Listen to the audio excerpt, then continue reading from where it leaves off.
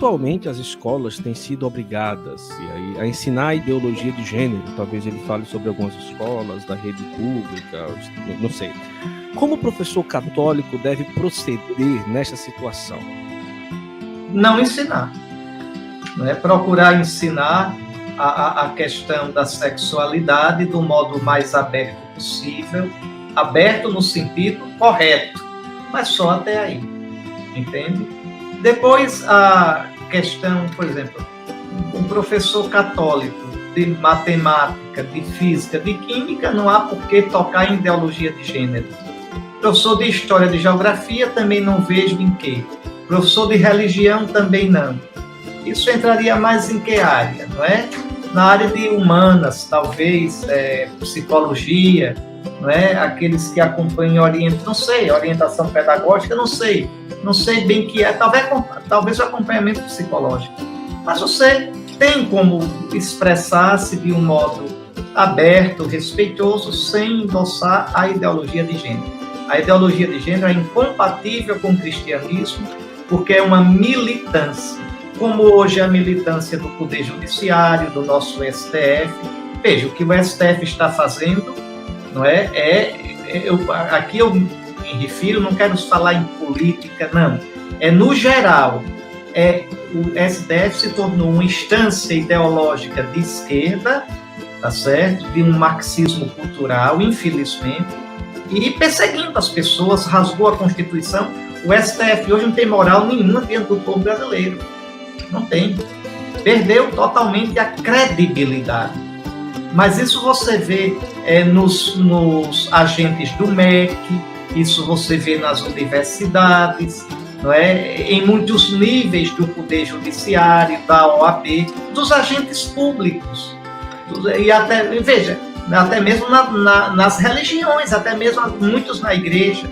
Então, sem perceber, tornam-se agentes de uma ideologia.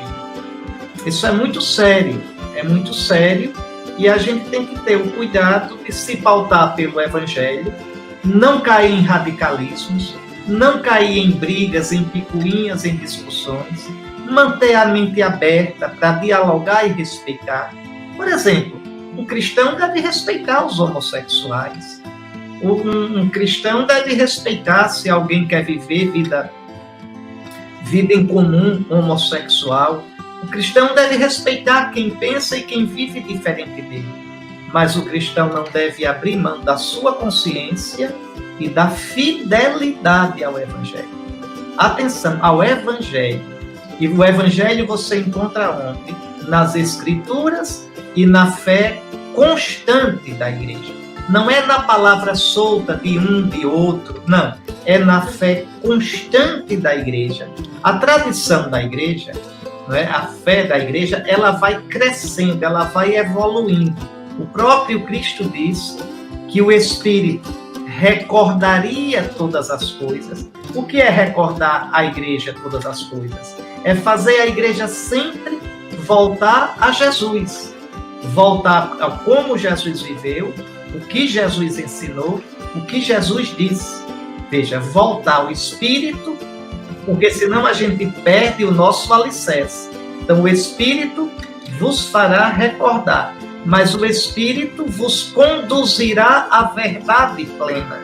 Veja, a gente volta a Jesus, volta às Escrituras, volta aos 2000 anos de igreja, não para ficar parado, mas para saber se posicionar e responder às questões de hoje,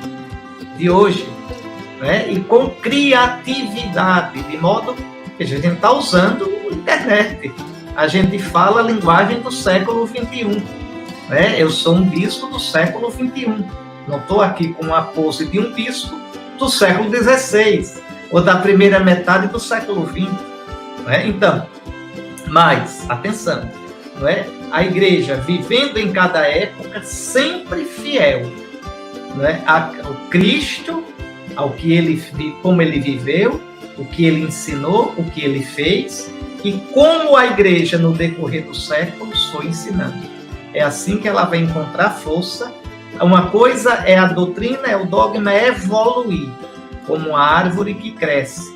outra coisa é adulteração na doutrina, na moral, na maneira de viver. Então, os católicos os cristãos, né, devem ser muito abertos para respeitar, porque a gente vive numa sociedade plural, mas, por outro lado, ser muito firmes naquilo que crê, na sua profissão de fé, e coerentes no seu modo de viver e de exercer a profissão com a sua fé. É o que eu posso dizer.